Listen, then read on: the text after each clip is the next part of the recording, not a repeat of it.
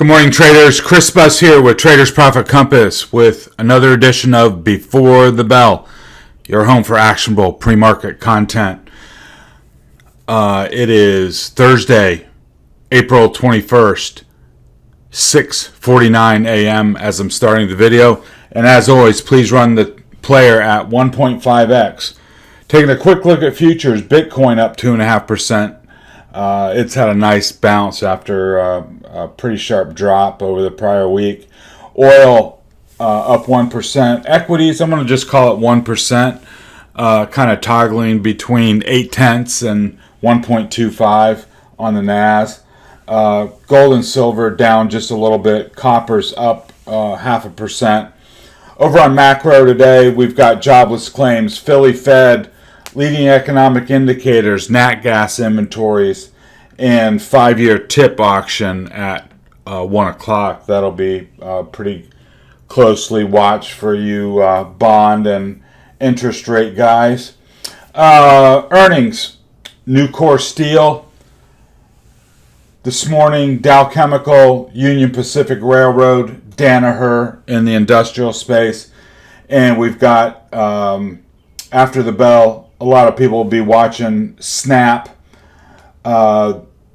PPG is also reporting in the industrial material space.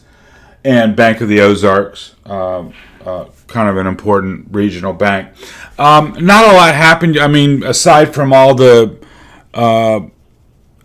Netflix and Tesla drama, not a ton happening, but I do want to point out a few things. So let's dive into the charts. Starting on the SPY daily, we've had this whipsaw action over the past week. We went up here, and you can tell that yesterday we filled this gap here. And although there wasn't a lot of action, what I wanted to point out is on the daily chart, well, a couple things. You've got this EMA cluster right here where you can tell there's a pretty tight sandwich between the 8-day, the 20-day, and the 50-day, all coming in here right around 444, 443.75, all in there. Now that should be, it held it yesterday. I think that was kind of an important technical event because now price is above all the moving averages and they have been tested. So we're green here this morning. What I would be keying off of today is seeing if we can maintain a close above the 50 and move incrementally higher.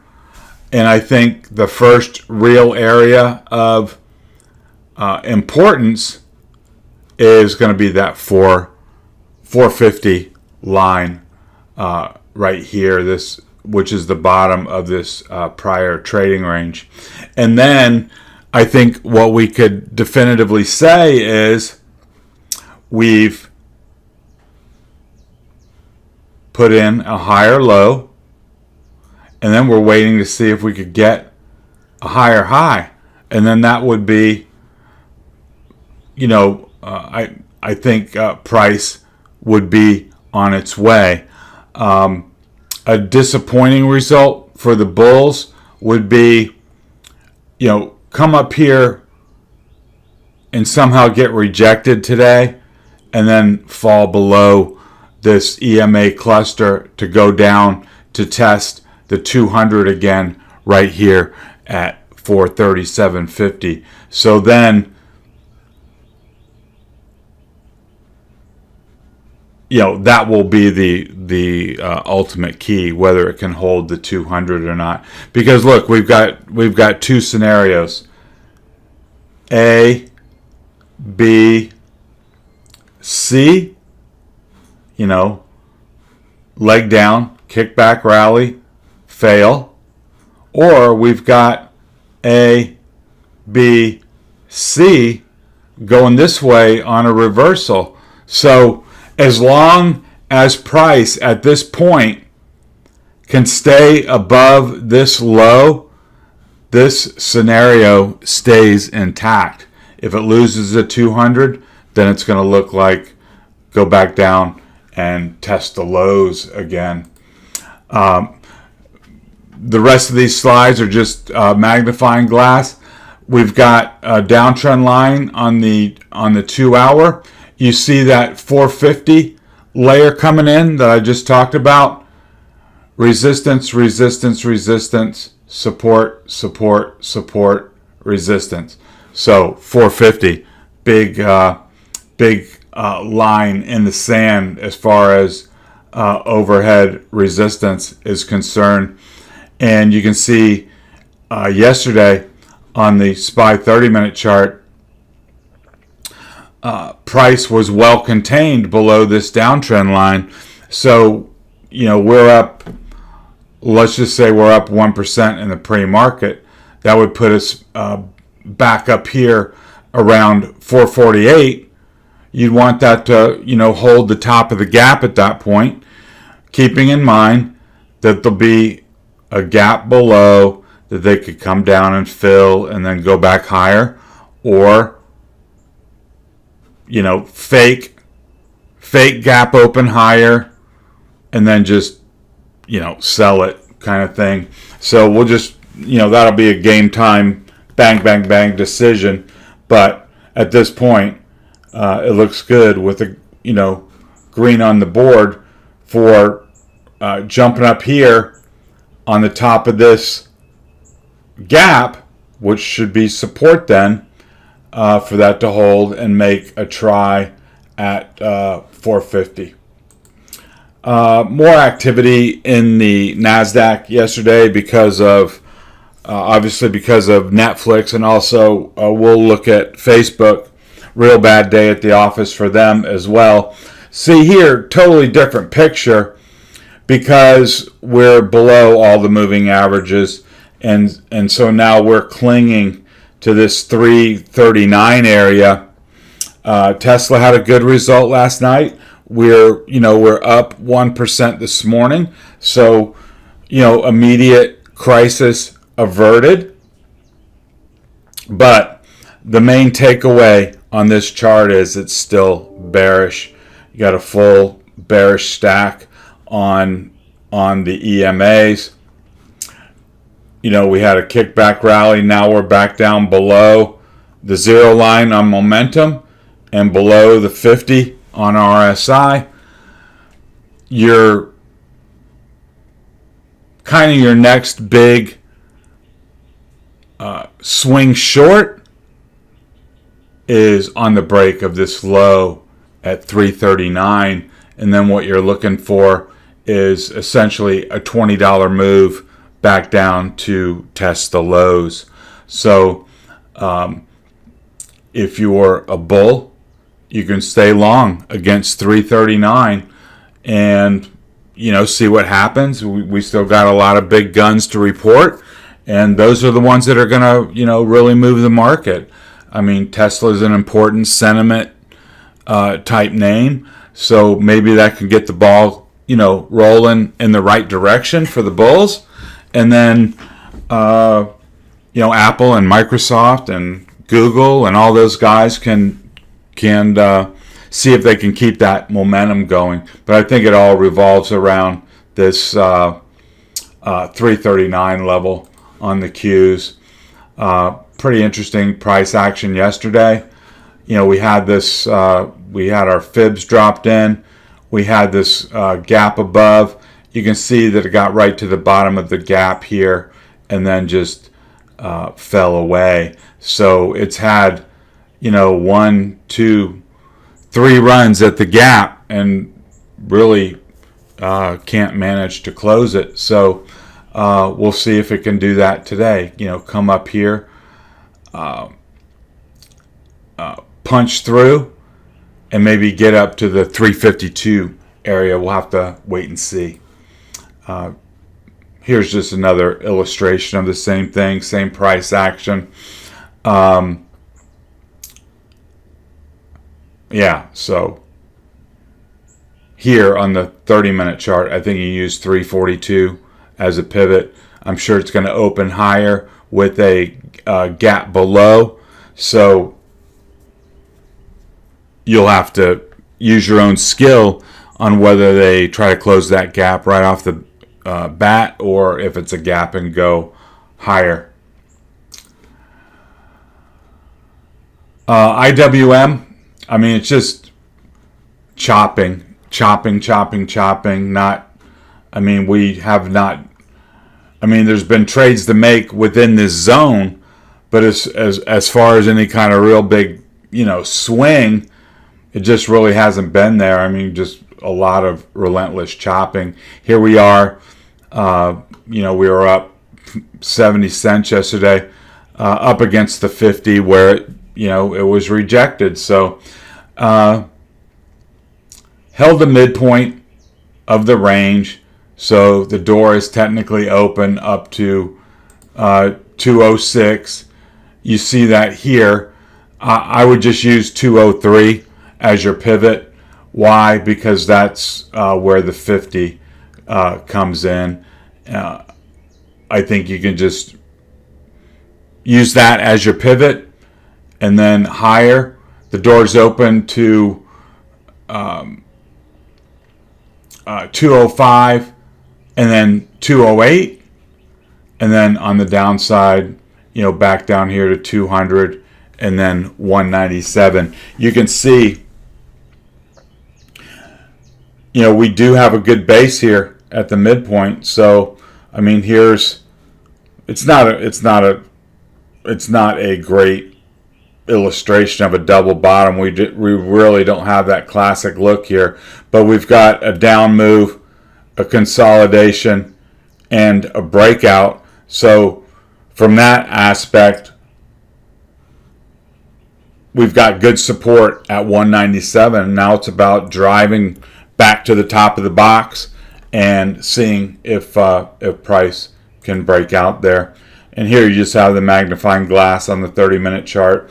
Not a whole lot to add there, other than to say, just remember our classic TA tenants.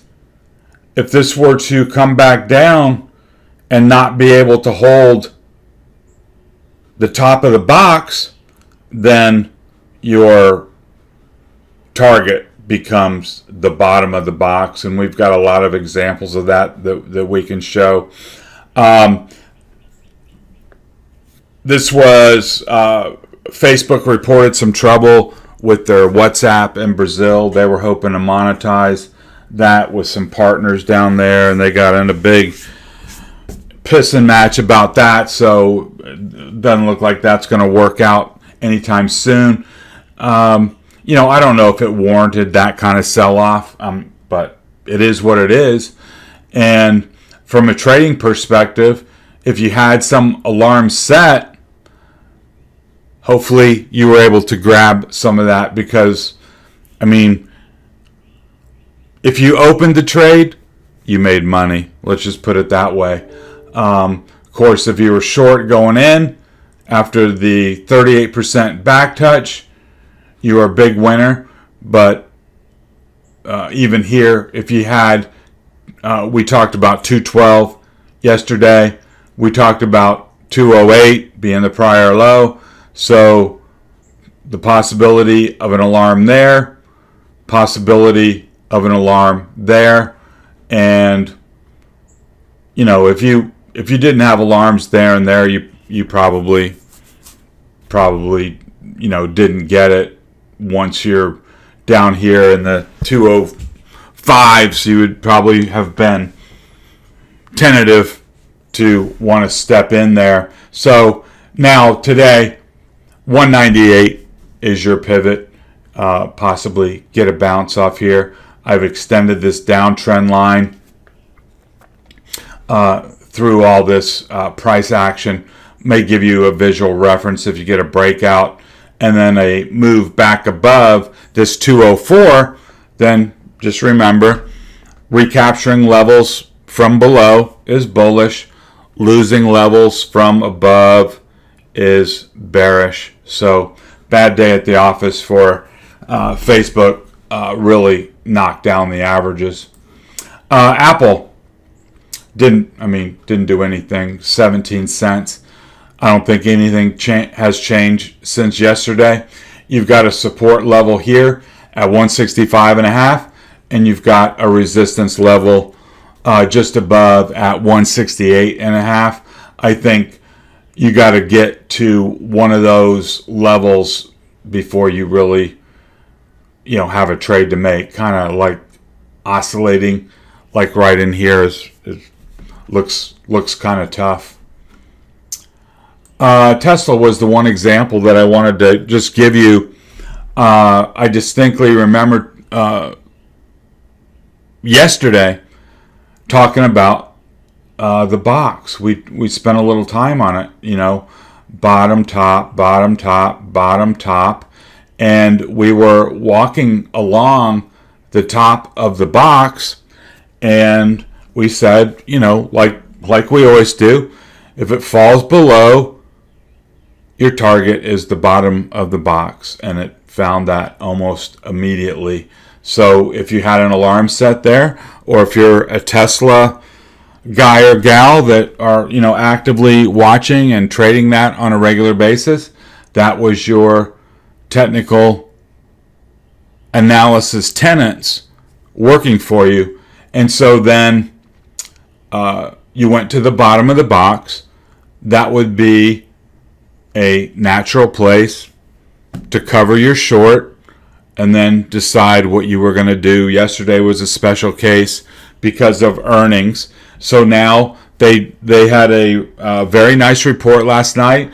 I think they beat on deliveries. They beat on sales. They beat on margin. It was just, I'm not a fundamental analysis. I don't track all of the Tesla metrics really close. I just basically look at the price action. But from what I can understand, it was a really nice report. So now it's set to gap up up into this 1060 area. So there'll be a big gap below, and then your upside target for a gap and go is 1100. And then we'll just look at our levels again. We're in the midst of this $200 range, gapping right up into this 1050, 1060 area. And then our midpoint is 1100, where this was a fake breakout, came back out of the box, gap higher, and so now your upside target is 1100.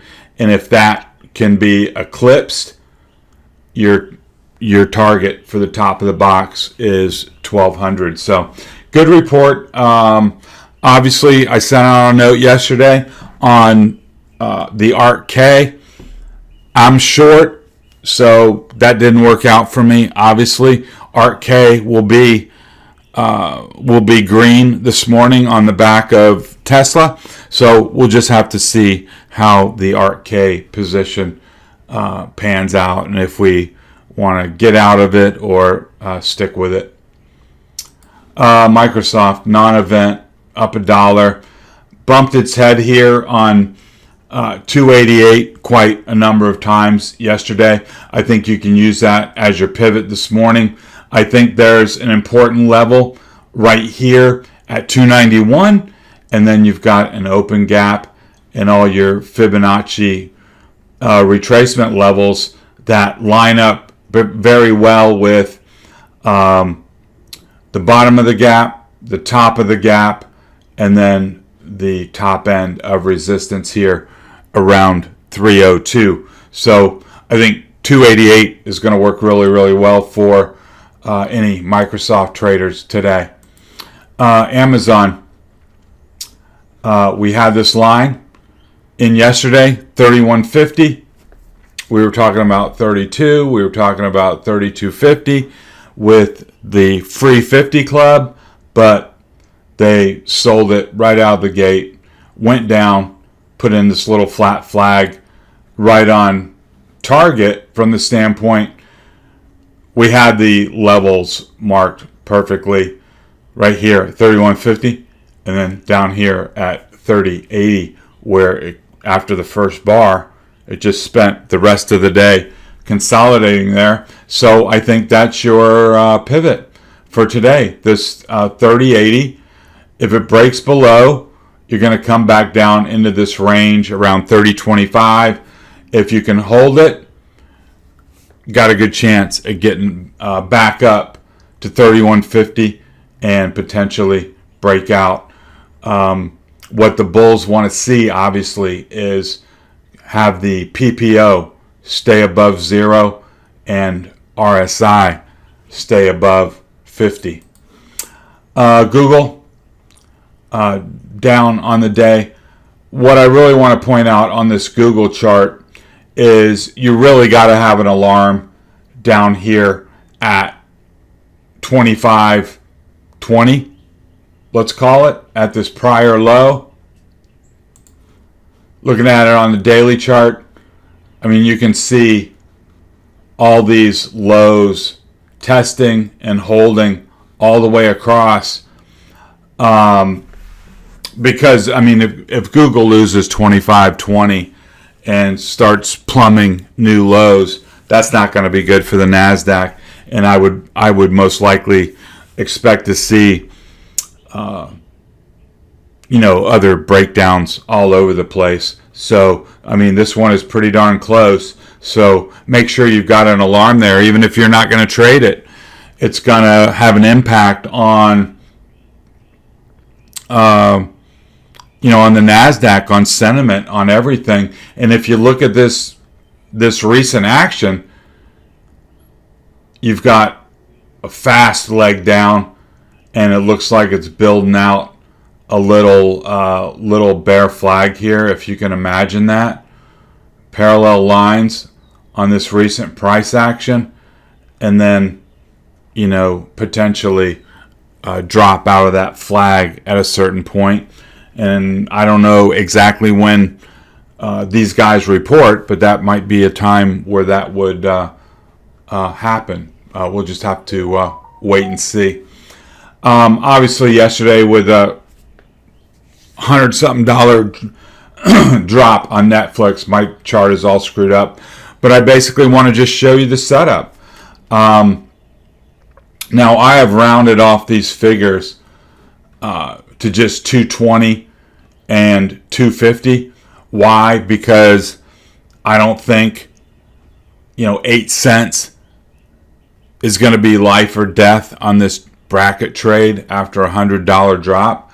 I think what you want to do is just set yourself if you want to trade it, set yourself an alarm at 250 and set yourself an alarm at 220, and then your next decision is, do you want to play inside this $30 range, buy 220, see if you can get a ride back up to the top of the box at 250, and then sell it and have it come back down to 220. I think there is going to be some consolidation in here. We saw that on the, its last big gap down.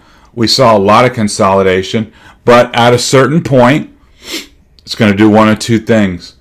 Either everybody decides it's too cheap and they go into this gap and go for a gap fill, or they decide it's not cheap enough and they take it to the downside. Now, technical analysis will tell you that you generally favor the direction that it gaps. So a gap higher, that's where you get gap and go. Gap down, same thing, gap and go to the downside. But I do expect a little consolidation there. And, just set your alarms if you want to trade it. And, we'll take it from there. I'm going to continue to watch it. So we'll see what happens. But remember from our, see if I can find it here real quick. on this monthly chart, I don't really have a lot of support coming in until like 125. So that's cut in half by, from here. So could it find some support in here at, 180, 175? Sure, it's possible. But maybe just get a tiny consolidation there before it comes all the way down. I mean, when you see this type of action, something's wrong. Something's wrong somewhere. And like I said yesterday, maybe all these companies just turn into, CBS. They're talking about ads on the platform, and, just the way everybody watches TV, in the future. And it's not worth 200 multiple. I don't know. We'll just have to wait and see. I'm not a media pundit. All I'm saying is, when you see a move like this, going from 700 to 250 in 6 months, it's got to say something. Valuation, business problem, competition, whatever you want to say. Obviously, there's a problem there. SMH gapped higher and then filled the gap. So that was one of those opening gap higher situations where, price gapped higher and then came down and filled it and then spent the rest of the day right on the top of the box. So today, 247 is easy peasy pivot, right? As long as it stays above 247, got a chance to go back up towards 250, then 254. If it loses it, back down to the bottom of the box at 240. That's just the way it works. And you can see it back here. Here was your head fake breakdown. Once it came back inside to the top of the box, big breakout, come back to fill the gap. Now it's got to hold 247 to stay in business. I want to show you a couple charts now on some of these gaps that we had yesterday. Spotify was down 10% on that Netflix news. I'm not sure what one has to do with the other than, they stream content, one music, one video. But Spotify's at a key spot on the chart. Not so much of this for the gap, but this prior low from early in March at 120. If you're interested in trading this, either to the long side or the short side, 120 is your clear pivot. It either comes in for a bounce. Notice that you've got potential big bullish divergence. You've got a low here with a low in momentum and a low in RSI. Now we're back to the same point on price, but look at how much higher momentum is here. And you've also got RSI at a higher level. So it could come in here and bounce, put in this bull cross, and then you'd have a nice double bottom W, 2/3 of the W set up. Here's the left side, middle part of the W, back off to the races. So if this holds 120, I like that long first shot against 120 for a bounce.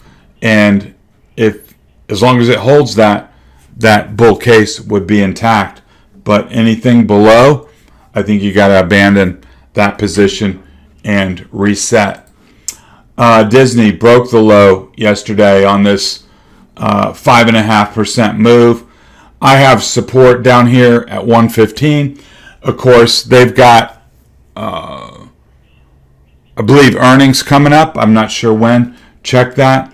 But obviously a problem here, losing support. I have the next level down here at 115, so that may interest you.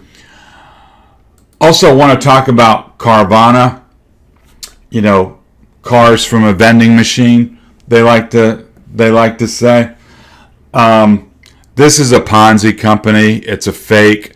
I think it's going way down. I was telling people in the trading room, you know, every once in a while you get a stock that goes into the hall of shame. Like, you either watched it go up the whole way and you keep saying, I got to get long. I got to get long until it's, you know, up $200 and you still haven't gotten long yet. Well, this is the opposite for me.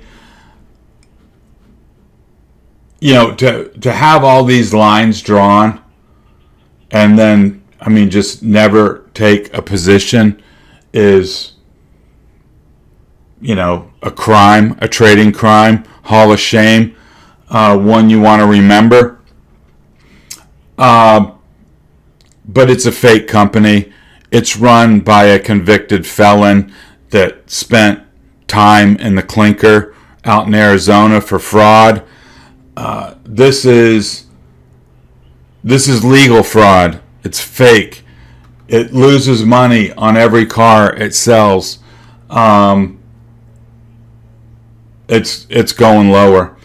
They had earnings last night.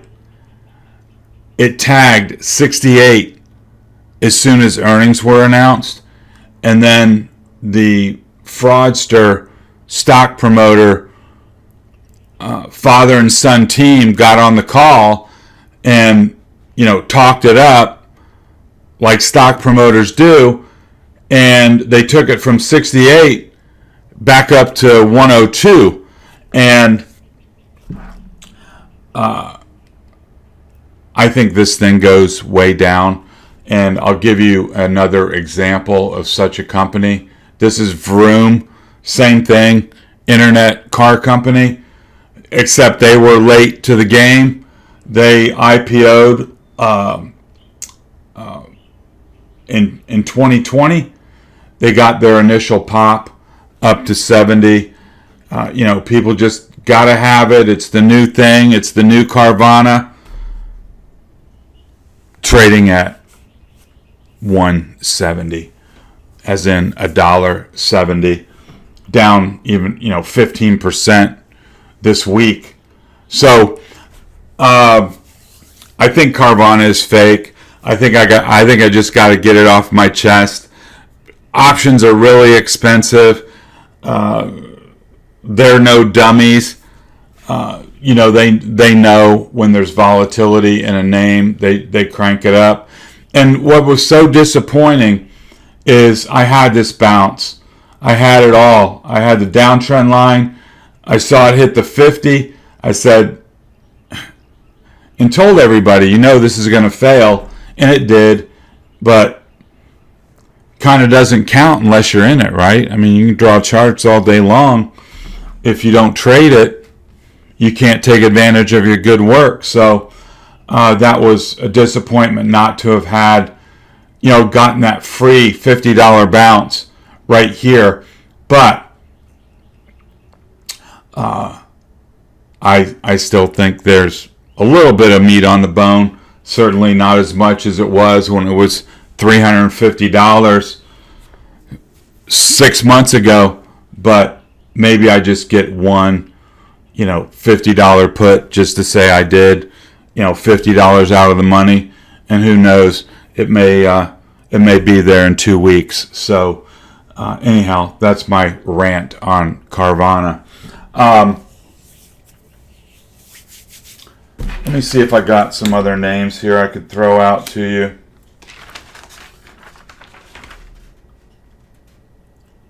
We talked about Paramount. That was down on that Netflix news. That's really all I see here. I'm going to make some additional notes before the open. If I see anything, I'll certainly shoot you that information. So let's wrap it up here. Let's watch the earnings drivers. Let's see how Tesla trades today. Remember, there's going to be a big gap below. Don't get caught unawares if you're trading that. If they try to fill that gap right off the bat, or try to take it higher off the gap on a gap and go on those really nice numbers. So let's wrap it up there. If you're new to the channel, hey, I really appreciate your time. As you can tell, this is all about technical analysis, finding the levels, taking objective low-risk trades where you can put a stop nearby and honor it with confidence. If you appreciate that kind of an analysis, please hit the subscribe button, the alarm bell. If you want to go the extra mile, jump over in the show notes. There's a link to the blog site where you can drop in my email or your email address, and that way you'll get all my content morning, noon, or night, trade ideas, market commentary, all that good kind of stuff. You won't have to look for it. And you'll also get an invite to our trading room where we'd be glad to have you. So let's wrap it up there. This has been Chris Buss with Traders Profit Compass. Talk to you next time.